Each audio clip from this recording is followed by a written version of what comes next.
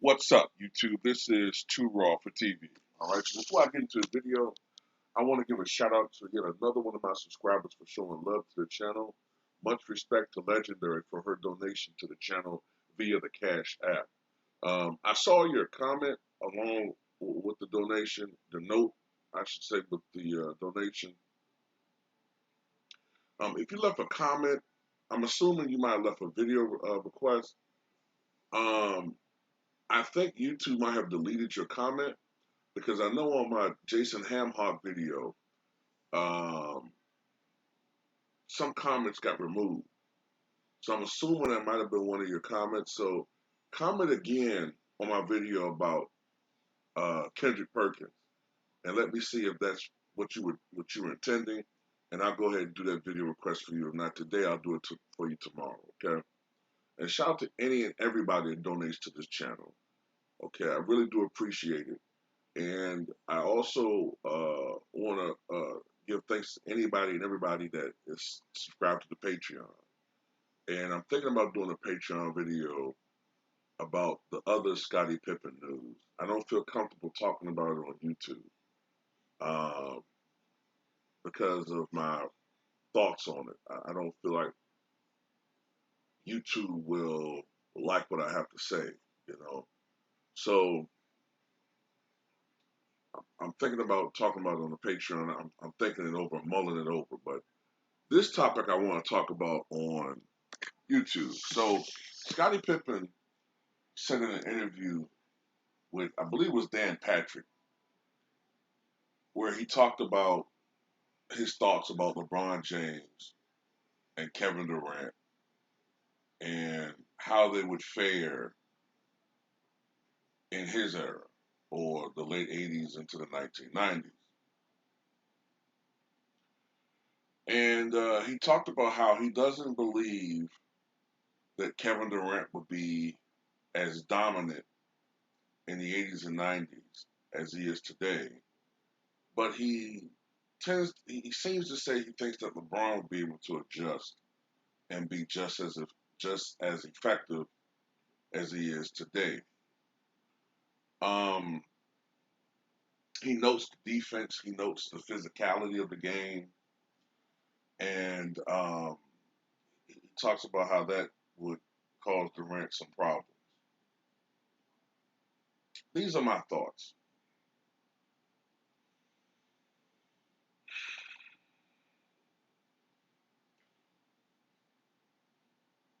I do believe that it is easier to score in today's NBA, generally, than it was in the 1990s. Okay. Um, Defensively, you can't stop you really can't stop anybody who's a great player, but defenders are even more hindered. I think we all can agree with that. Defenders are even more hindered than they ever were during the 80s and 90s. You can't hand check. You can't put your hands on the guy that you're not supposed to, at least. Unless you're Giannis Antetokounmpo, then it's 90s rules. I'm sorry. I see it too fucking much in the playoffs, where if you're a big guy, especially with Giannis, you can be physical and no fouls will be called. But if you're Trae Young, you could just drive baseline and someone can, you know, nick your hair, the end of your fucking, the lock of your hair, and it's a foul. But anyway, I digress. But generally speaking, you know, you really can't do anything. You have to play defense really with your feet and anticipation. It's more cerebral, I would say, anything now. Um, but still, it's just easier to score. Having said that, when you're a great player with a multifaceted game, it's hard for me to sit up there and see how you're going to struggle. First of all, if you take Kevin Durant right now and we just all went back in time, all of us went back in time, you keep Kevin Durant the same way he is right now, and you put LeBron in his prime. Let's just go back at least 3 years, and you let's just put them into let's just say 1994. Okay, how would they do individually? Well, I don't think it would be. How can I say this? They'll make adjustments for Kevin Durant. Yeah, the initial physicality of the game when it comes to certain teams, because not every team played like that. There were some games that would mimic today's NBA, especially say if they're playing against the Sacramento Kings. You know, it may not be. Not every team is the bad boy Pistons. No, not every team is the bruising New York Knicks. But the NBA was different, and he would have to adjust to the physicality. He would have to adjust to the resistance. But I think he'd do just fine.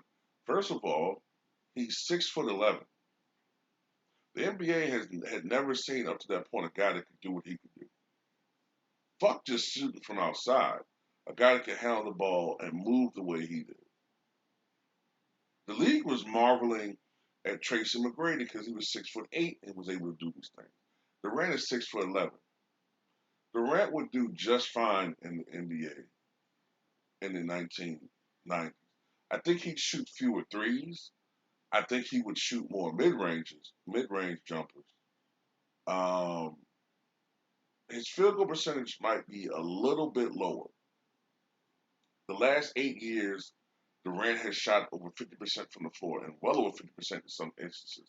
I think he'd be more around 47-ish percent, 48%. I think his percentage would be a little bit lower. I don't think he would take it to the cup as much for obvious reasons.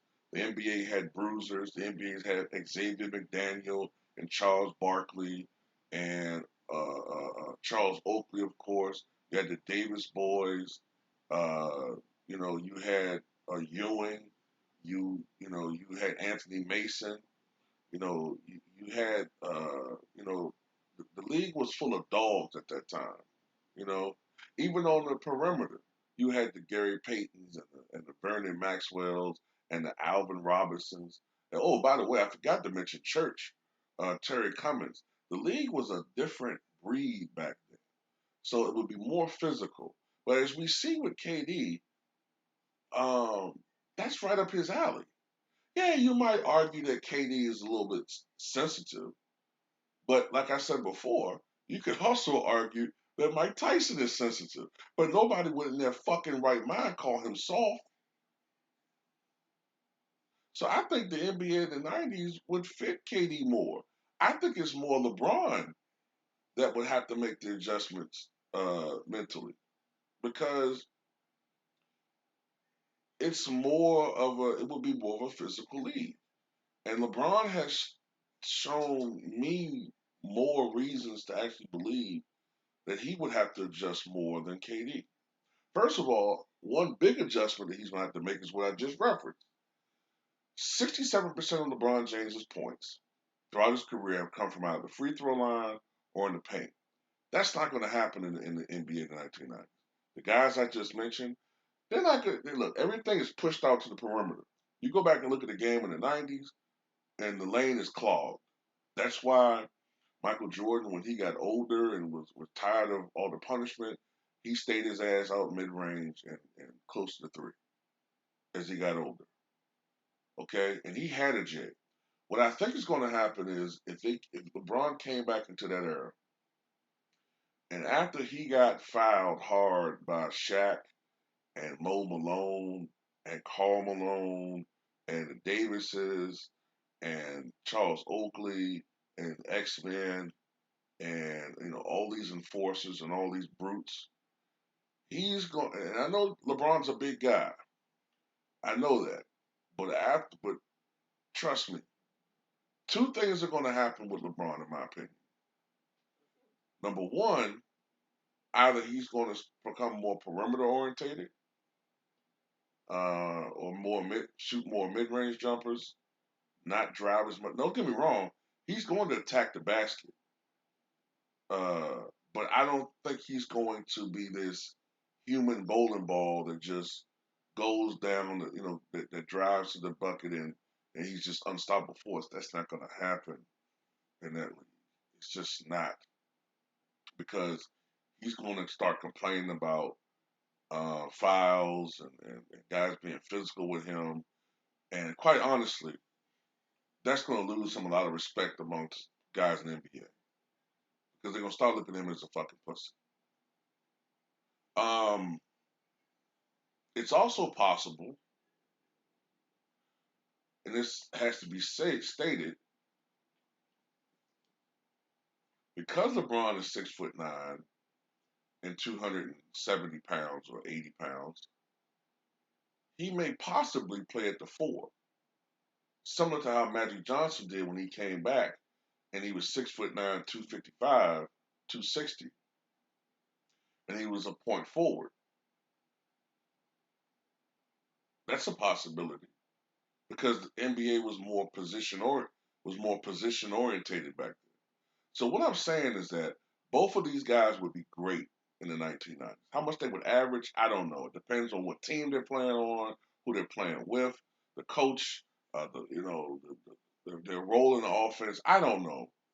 Would they average 30 a game? I'm inclined to think it'd be more in the mid 20 range. In '94, I'm thinking it'll probably be more. I'm just guessing.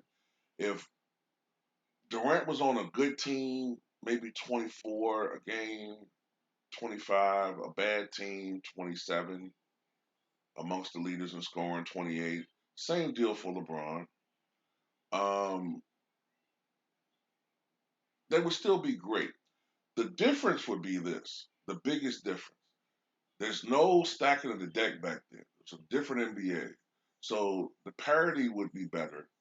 Then you have to see who really could lead and be successful on a team with just one superstar or one additional all star and a bunch of role players.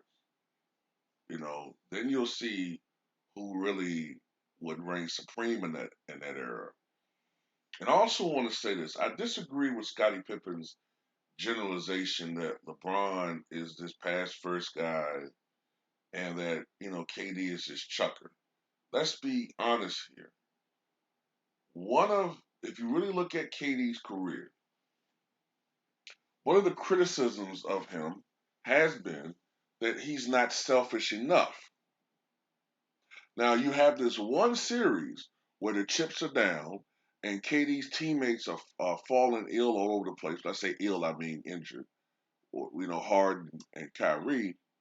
And KD comes out there and then he is shooting the ball 30 sometimes a game, in the next series against the Bucks because it had to be done. And he came within inches of leading his team against the Milwaukee Bucks. And I like the Bucks, but what KD did was extraordinary. That's what he's best at. Do people want a guy who's a great scorer to try to be Magic Johnson when that's not his game? No. And let's get off of this bullshit. Let's stop with this narrative that LeBron is just a pass. It's bullshit. He's an all-around guy, like Oscar Robertson. That's his game. A pass first point guard, that's John Stockton. A pass first point guard, that's Jason Kidd. A pass first point guard, that's a guy like Guy Rogers. Okay? A pass first point guard, maybe Kevin Porter. Those were pass first point guards. LeBron is an all-around player. Unique, but he's an all-around player. And like I will say this, I do wonder in the '90s uh, if his role would be different. I don't know if he would have as many triple doubles. Um, Andre Miller is another pass first point guard. Uh, LeBron has a scoring championship. Okay, LeBron averages over 27 points a game, I believe, for his career. LeBron shoots the ball on average I believe, as much or a little bit more than Kevin Durant. So let's stop with this. It's a stupid notion. And, as I said before with Scottie,